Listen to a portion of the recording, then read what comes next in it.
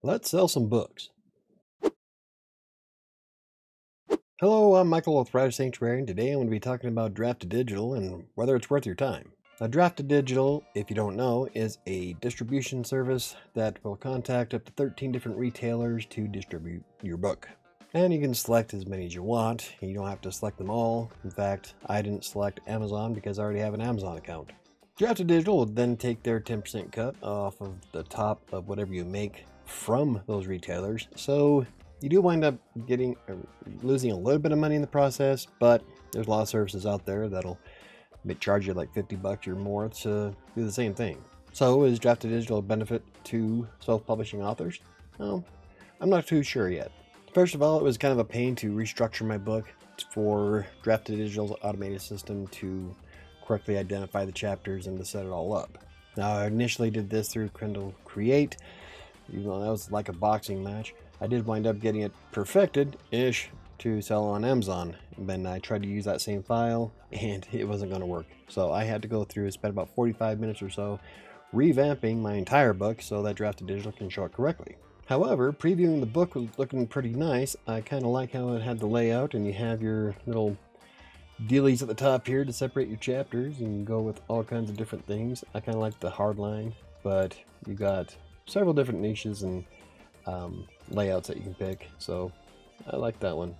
Another benefit to using Draft2Digital is that it'll convert your manuscript when you upload it to MOBI, EPUB, or PDF formats. Now, I use the EPUB format that I had of a freelancer style in the past, and that's when I had to restructure the entire thing. So I had to go back into the original doc file that I haven't touched in like a year and a half, and then restructure the whole thing so that it looked as nice as it does. Like I said, it only took me about 45 minutes, and the biggest part was that my chapters and the points inside them were virtually the same size, and the system was picking up everything as a chapter, even though it shouldn't have been.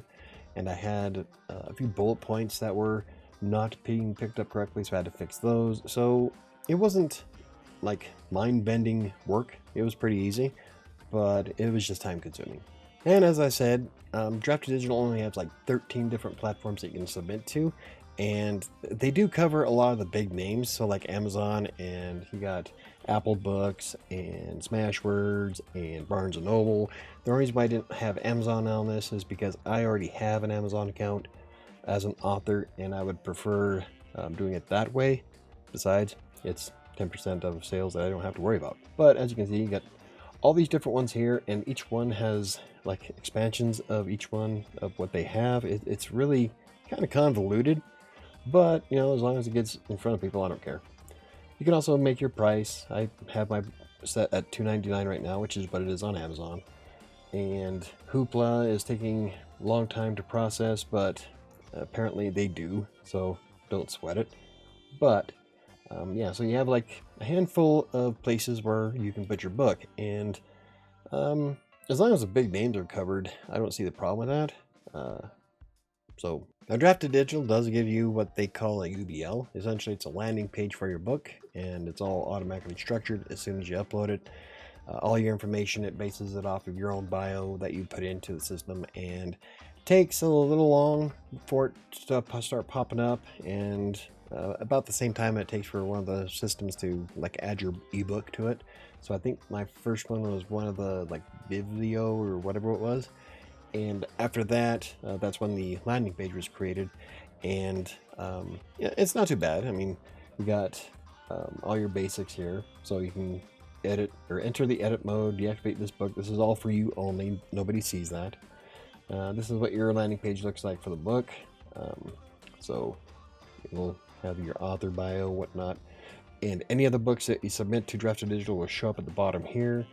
And if somebody's interested, they just click on the Get It Now, and then it shows where it's available. Unfortunately, it's not showing Barnes & Noble, so I don't know what that's about, but you know, whatever. You're also able to grab all those links individually and market those how you want.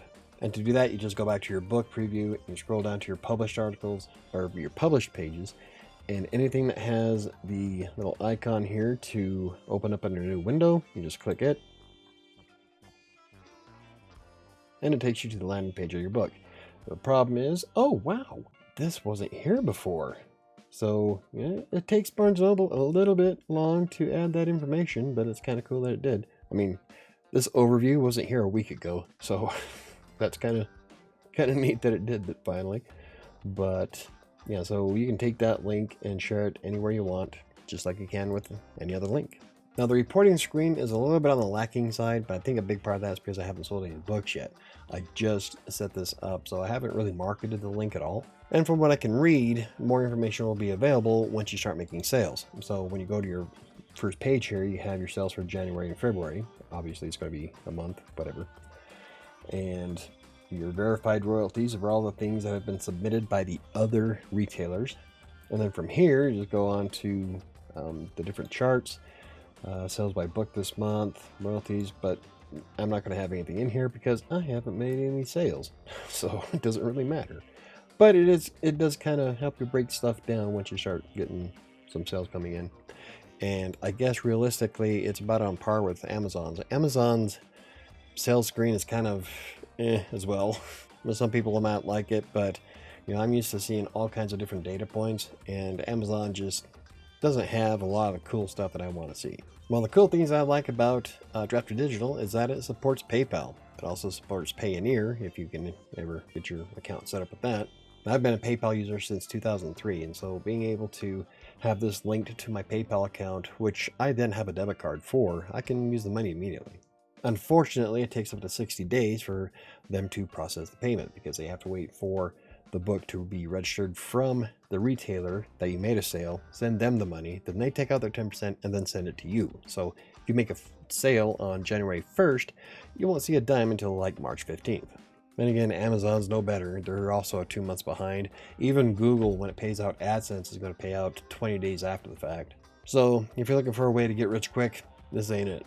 Something else I'd like to point out is that you have access to sell ebooks, print books, or even set up audiobooks. So while I continue to use Draft2Digital, personally I think I'd rather create the accounts on all those different platforms only because I like having control. Like I said with the Amazon thing, I don't have to worry about paying Draft2Digital 10% of my sales because those all go to my author page, my author account. And if I can ever get things fixed with Barnes & Noble, I will have that set up as well. But to be able to reach out to the different platforms, I guess if you don't have the time to do all that, it might be a good, it might be worth the 10%. I mean, 10% is really not a lot of money. Well, in the grand scheme of things anyway. But until I upload a book that's a little bit more, well, generally accepted, A Freelancer's Tale is kind of niche. It's exceptionally niche. Unless you know who I am or care how I got started as a freelance writer, using content mills all the way up to authoring my first book, you're not really going to be interested. So it is a niche book, very niche. But I do plan on doing a few other projects this year for ebooks only, so this might be a good way to test the waters on that. Now don't get me wrong, I'm going to go ahead and use that link everywhere I can. So in maybe a couple weeks, a couple of months, I might do an update to this video to show how the payouts work. That'd be kind of cool. But if you're curious as to seeing the live page, I'll leave a link to my UBL in the description down below. You can make you get your own through Draft2Digital, and you can do all kinds of things with it. You can add it to virtually anywhere you can put a link. The UBL, I guess, is their coined terms is the same as the URL. It's a link. Another aspect to Draft2Digital is that it is pretty easy to get everything uploaded and set up. It's all pretty much automated. The hardest part for me was just having to go through and revamp my book so it looks great on their system. Everything else was a cakewalk. Had to do the author bio. I hate doing those.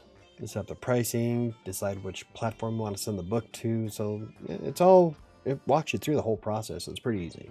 The best thing is that it's all free. You don't have to pay a single dime. They just take 10% of the sale. Well, I should say 10% of the royalties that come to you from those specific platforms. So anywho, what's the best marketing method you've come across as a self-published author? I haven't tried a lot of things yet, but I think having the YouTube channel and then my followers on Facebook and Twitter made me the most sales right off the bat. Like I sold 6 copies of my book within like seconds of it going live. Now when I get some of the more fiction stuff out, that'll make a difference. But anywho, if you enjoyed the video, hit the like button for more information about self-publishing, freelance writing, blogging, or anything else I cover. Hit the subscribe button. Don't forget to hit the notification bell. I think it's going to do it for me today. I'll see you next time.